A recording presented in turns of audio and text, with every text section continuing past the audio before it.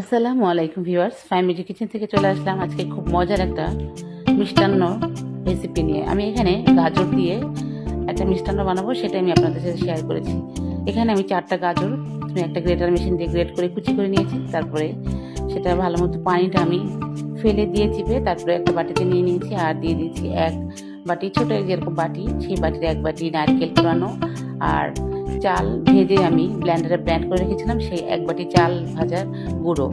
এটা দিয়ে ভালো মতো আমি সবগুলো উপকরণ একসাথে মাখিয়ে নিচ্ছি।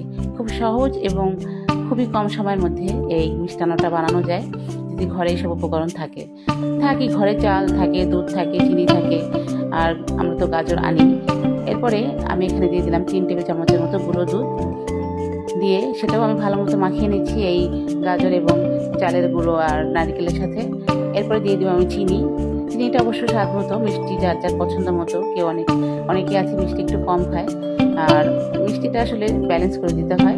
তো এখানে আমি প্রায় 2 কাপের মতো চিনি ইউজ করেছিলাম। তো সবগুলো উপকরণ আমি একসাথে মেখে নিয়েছি।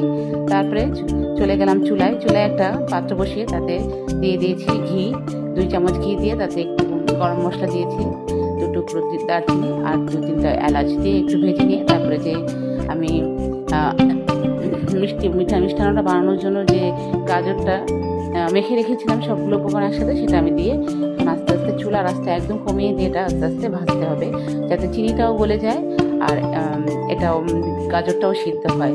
তো কিছুক্ষণ ঘিয়ের উপরে ভেজে নিয়ে তারপরে আমি দিয়ে দিয়েছি একটু পানি, 1/2 কাপের মতো একটু পানি দিয়ে দিয়েছি। দিয়ে ভালো মতো আমি এটা আস্তে আস্তে চুলার আস্তে খুবই কমিয়ে রেখে এটা আস্তে আস্তে ভাজতে হবে, তা না হলে নিচে দিয়ে লেগে যাবে। তো এরকম করে আমি এটা বেশ কিছুক্ষণ ভেজে নিব। যখন দেখবো এটা এই কড়াই থেকে উঠে আসছে তখন এটা আমি চুলা থেকে নামিয়ে নেব। আমি আরও কিছু পরিমাণ ঘি দিয়ে দিলাম। ঘিটা একটু প্রথমে কম হয়েছিল, সেজন্য আমি আরও 2 চামচের মতো ঘি দিয়ে দিয়েছি যাতে ফ্লেভারটা ভালো আসে। এইভাবে করে কিছুক্ষণ রান্না করতে হবে। আপনারা নিজেরাই বুঝবেন যখন এটা আর কড়াইয়ের নিচে লেগে যাবে না, যখন উঠে আসবে তখন এটা নামিয়ে ফেলতে হবে। এভাবে বেশ কিছুক্ষণ নেড়ে চেড়ে এটা রান্না করতে হবে, নাড়ার উপরেই রাখতে হবে, তা না হলে নিচে লেগে যাবে। খুবই সহজ একটা মিষ্টান্ন, যদি আপনাদের ভালো লাগে তাহলে আপনারা বাসায় ভাবে একবার ট্রাই করে দেখতে পারেন। খুব সহজ ও কম সময়ে এটা বানানো যায়। তো এটা আমার হয়ে গেছে, এটা আমি চুলা থেকে নামিয়ে নিব এখন। আর এই যে মধ্যে যে আস্তে গরম মশলাগুলো ছিল সেগুলো আমি উঠিয়ে ফেলে দিলাম। এরপরে একটু ঠান্ডা হলে, একদম ঠান্ডা না, একটু যখন অল্প ঠান্ডা হবে, হাতে যখন সয়ে আসবে গরমটা, তখন এখান থেকে নিয়ে ছোটো ছোটো করে এভাবে করে আমি এই যে লাড্ডুর আকারে বানিয়ে নিচ্ছি। সবগুলো আমি এভাবে করে লাড্ডুর আকারে বানিয়ে নিব। তো ভিউয়ার্স, যদি আপনাদের ভালো লাগে তাহলে আপনার বাসায় একবার ট্রাই করে দেখতে পারেন। খুবই টেস্টি একটি মিষ্টান্ন হয়েছিল, মাশাআল্লাহ। আমার ঘরে সবাইকে বলেছে খুব ভালো হয়েছে।